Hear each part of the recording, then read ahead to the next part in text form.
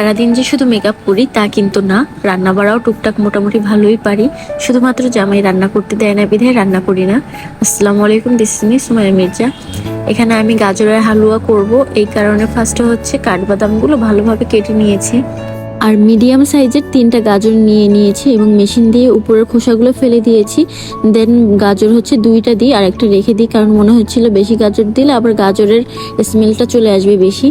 দেন হচ্ছে ঘি নিলাম, ঘি নিয়ে কেটে রাখা কাঠবাদামগুলো ভালো করে ভাজতেছি। এখানে মিডিয়াম আঁচে ভালোভাবে এগুলো নেড়েচেড়ে ভাজতে হবে, না হলে কিন্তু পুড়ে যেতে পারে। ভাজা শেষে এগুলো হচ্ছে আমি অন্য একটা পাত্রে রেখে দিলাম আলাদা করে।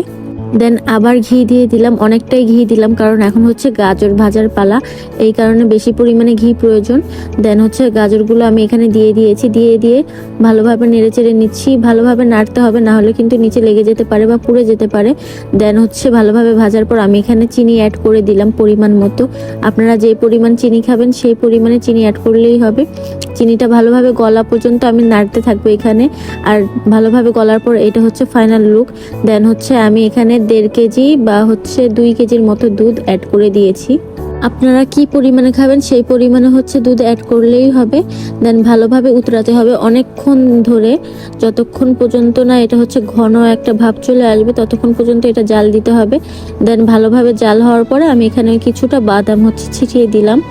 আর আপনারা কতক্ষণ জাল করবেন সেটা ডিপেন্ড করে হচ্ছে কি পরিমাণে ঘন করবেন বা কি পরিমাণে খাবেন তার উপরে। এই যে আমার ফাইনাল লুক।